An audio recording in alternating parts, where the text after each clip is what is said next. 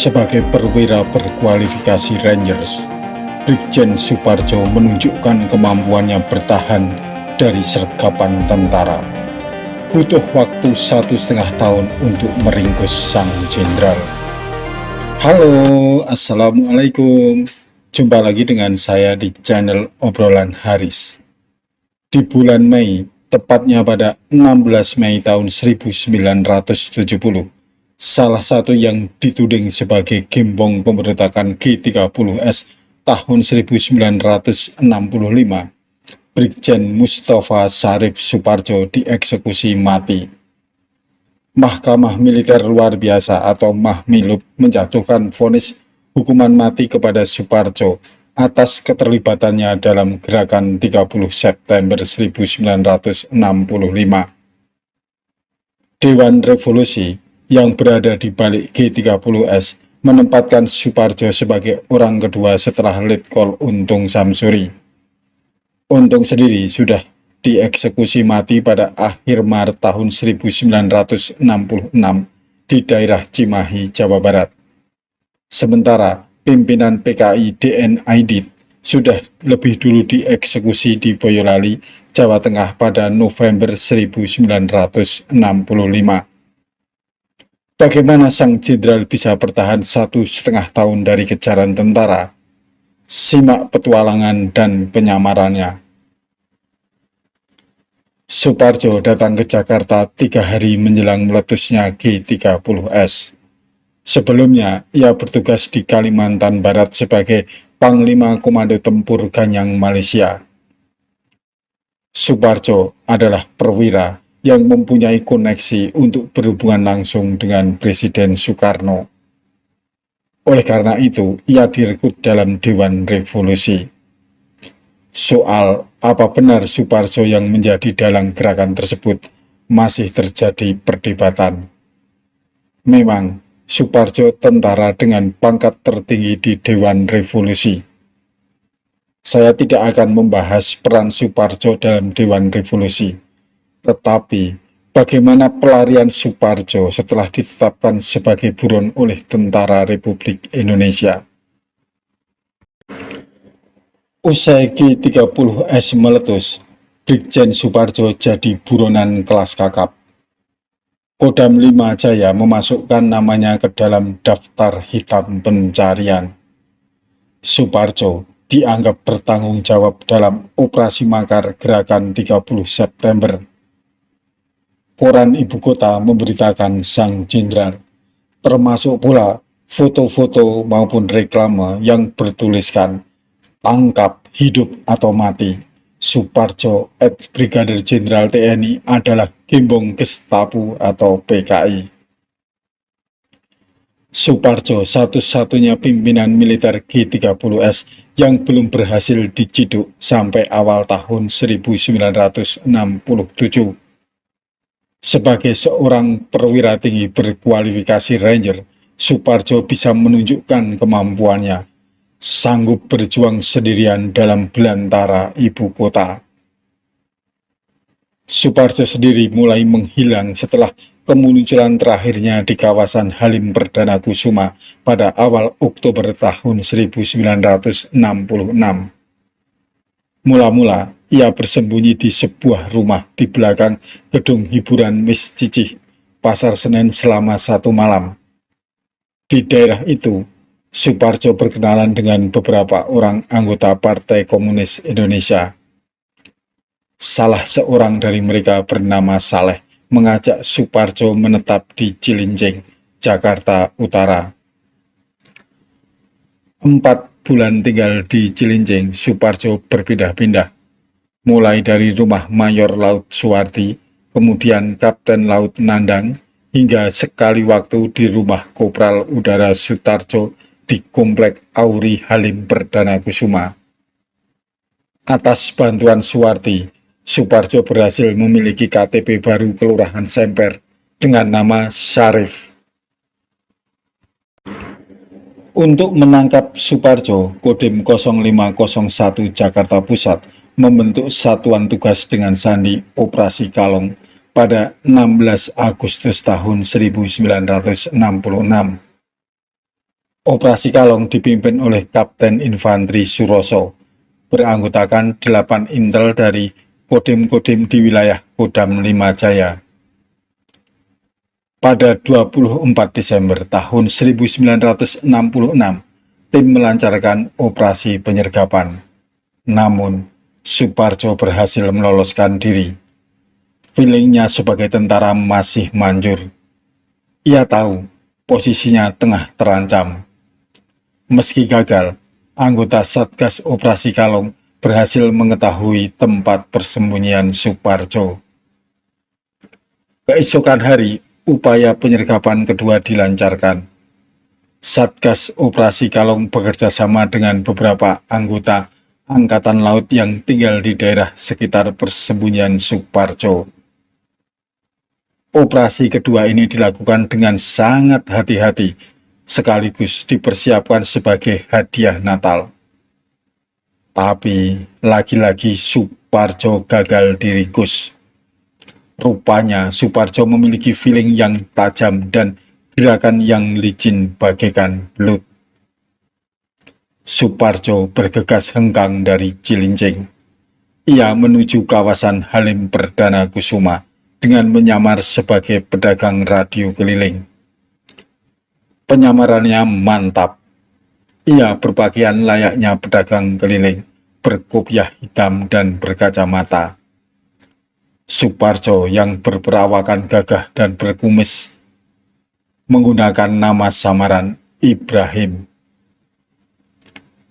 Sampai di Halim, Suparjo menumpang di rumah seorang kenalannya bernama Kopral Udara Sutarjo yang tinggal di Komplek Auri Rajawali. Sutarjo menyediakan kamar khusus yang berfungsi sebagai kamar kerja maupun kamar tidur bagi Suparjo. Namun, bila sewaktu-waktu situasi tidak aman, Suparjo tidur di atas loteng yang diatur sedemikian rupa. Di tempat itu pula Suparjo menyimpan risalah yang ditulisnya sendiri bertajuk "Beberapa pendapat yang mempengaruhi gagalnya G30S dipandang dari sudut militer." Satgas Operasi Kalong terus membuntuti Suparjo. Kapten Suroso memimpin langsung operasi penangkapan, sekaligus menjalin kerjasama dengan Komandan Pangkalan Angkatan Udara Halim Perdana Kusuma, Kolonel Udara Rusman. Auri memperbatukan 4 intel dan 8 anggota polisi militer Angkatan Udara. Sejak itu, Satgas Operasi Kalong beranggotakan 20 orang. Menjelang Hari Raya Idul Fitri tahun 1967, Panglima Kodam 5 Jaya Brigjen Amir Mahmud dipanggil atasannya. Panglima Kostrat merangkap pimpinan sementara TNI Angkatan Darat Letjen Soeharto. Ia diminta menangkap Suparjo sebagai hadiah lebaran bagi umat muslim. Pada 10 Januari tahun 1967, Suparjo berada di Komplek KKO Cilincing, Jakarta Utara. Salah seorang anggota KKO Angkatan Laut, Mayor Adnan Suwardi, menampung Suparjo di rumahnya. Tim Operasi Kalong bergegas menyerbu ke Cilincing. Namun, Suparjo berhasil melarikan diri menuju Halim Perdana Kusuma. Memasuki Idul Fitri 12 Januari tahun 1967, Satgas Operasi Kalong bergerak dari markasnya di Tanah Abang menuju Halim pukul 3 dini hari. Jam 5, tim menggerebek kediaman Kopral Sutarjo. Kapten Suroso memerintahkan anak buahnya memeriksa setiap penjuru rumah. Lagi-lagi Suparjo tak ada. Kapten Suroso kemudian memerintahkan Sersan Sukirman dan Peltu Rosadi naik ke atap untuk memeriksa loteng. Dalam keadaan temaram, Peltu Rosadi melaporkan adanya benda putih tergeletak di sudut loteng. Sementara itu, Kapten Suroso mendengar bunyi gesekan kaki di atap yang mencurigakan. Untuk memastikan, Peltu Rosandi diperintahkan sekali lagi naik ke atap dan menyergap. Setiba di loteng, terjadilah percakapan antara Peltu Rosandi dan Brigjen Suparjo. "Kalau manusia harap menyerah, tetapi kalau bukan akan saya tembak," seru Peltu Rosandi. Mendengar ancaman itu, Suparjo memperlihatkan diri dan membalasnya dengan jawaban, "Ya, saya menyerah." Suparjo berhasil ditangkap hidup-hidup dalam suatu penggerbekan setengah jam yang mencekam. Suparjo diangkut panser ke markas Kodim 0501. Kedua tangannya diborgol. Ketika memasuki anak tangga depan kantor Kodim, keringat mengucur dari wajah Suparjo. Suparjo kemudian dihadapkan kepada Komandan Kodim 0501, Letkol Sujiman, yang dulu pernah jadi anak buahnya. Kabar tertangkapnya Suparjo sampai kepada Amir Mahmud pada siang hari. Berita itu dilaporkan Letnan Kolonel Sujiman ketika Amir selesai sholat Id di lapangan Banteng. Amir girang. Keduanya kemudian menuju ke rumah Soeharto di Jalan Agus Salim melaporkan hadiah lebaran tersebut. 2 bulan setelah tertangkap, Suparjo dihadapkan ke Mahkamah Militer Luar Biasa atau Mahmiluk. Pengadilan mendakwanya bersalah atas tindakan makar dan menjatuhi vonis hukuman mati. Suparjo kemudian ditahan di rumah tahanan militer Budi Utomo. Di sana, ia bertemu Oi Cutat, Menteri Kabinet Dwikora. Oi Cutat meragukan peran Suparjo sebagai otak di balik G30S. Senada dengan Oi, John Rosa, sejarawan University of British Columbia, mengamati keganjilan keterlibatan Suparjo dalam G30S. Rosa menyandarkan pendapatnya pada dokumen Suparjo yang dicatat saat dalam pelarian.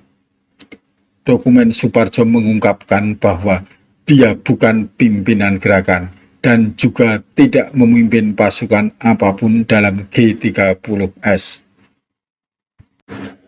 Menurut Rosa, Suparjo bukanlah salah seorang pimpinan inti G30S. Perannya sebatas sebagai perwira yang mempunyai koneksi untuk berhubungan langsung dengan Presiden Soekarno. Suparjo sama sekali tidak menghadiri rapat-rapat perencanaan pada pekan-pekan sebelumnya. Dia tiba di Jakarta hanya 3 hari sebelum aksi dimulai. Terlepas dari perdebatan soal keterlibatan Suparjo, Harian Sinar Harapan edisi 3 Oktober tahun 1968 mewartakan keputusan Presiden Soeharto yang menolak permohonan grasi yang diajukan Suparjo bersama 4 orang gembong G30S lainnya. Suparjo meregang nyawa di hadapan regu tembak pada 16 Mei tahun 1970. Teman-teman, demikianlah kisah pelarian dan penangkapan Brigjen Suparjo yang dituduh menjadi gembong G30S tahun 1965. Semoga peristiwa berdarah seperti itu tak terjadi lagi di bumi pertiwi. Sampai ketemu di episode berikutnya dengan cerita yang berbeda. Dan wassalamualaikum warahmatullahi wabarakatuh.